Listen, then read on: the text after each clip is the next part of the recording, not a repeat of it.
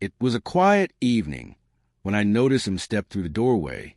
I never imagined I'd see him there, especially not while I was sitting with someone else.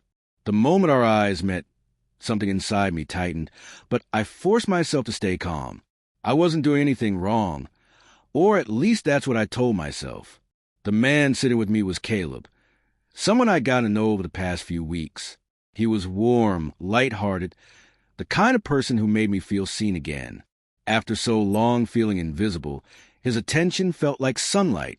Still, there was a reason I never mentioned him to Marcus. Marcus, my boyfriend of 2 years.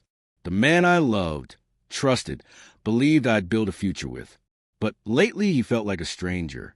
Not just busy, absent, emotionally somewhere far from me.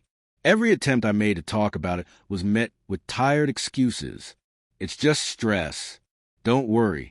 But I did worry, because to me, the distance felt personal, like he was slipping away grain by grain.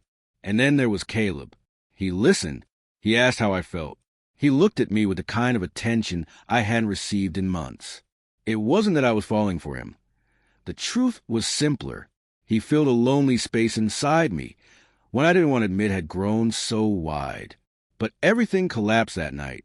Marcus stood in the entrance of the bar, staring at me with an expression that told the whole story before he even opened his mouth. Hurt, anger, and a quiet devastation he couldn't hide. I froze. My throat tightened. What explanation could possibly make sense now? Sensing the shift in the air, Caleb rose from his seat. I should go, he murmured, trying to diffuse the tension. But his leaving didn't change anything. It was Marcus's eyes that broke me. He didn't look at Caleb once. His gaze stayed locked on mine. You've been seeing him, he said quietly, his voice unsteady but painfully clear. But what hurts more isn't that you sat here with someone else. It's that you didn't trust me enough to tell me you were hurting. The betrayal in his voice sliced through me. He wasn't furious that another man had shared my table.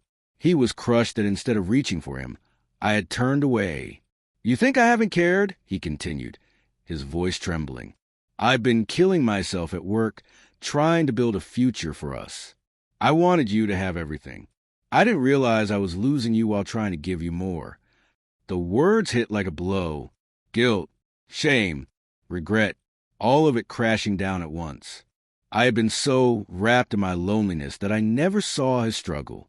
While I felt abandoned, he was quietly sacrificing, believing it was for both of us. And I had made him feel like nothing he did mattered.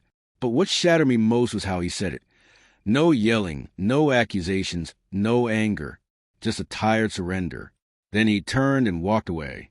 He left me sitting there among the ruins of what I had done. My heart cracked as I watched him go. I wanted to run after him, to beg him to stay, to promise I could fix everything. But deep down, I knew the truth. I had waited too long. The damage wasn't new.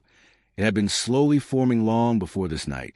For so long I believed I was the one being neglected, the one hurting. But the realization hit me with brutal clarity. I was the one who had abandoned us first. And the worst part was that he didn't even have the strength left to fight anymore. I didn't chase him. I didn't call. I just sat there, hollow and stunned, understanding that the man who once felt like my entire world was gone. Not because of Caleb. Not because of one night. But because I had already let go long before Marcus ever did. That night, I learned the most painful truth of all. Sometimes, in trying to fill the emptiness inside you, you lose the very person who was holding you together.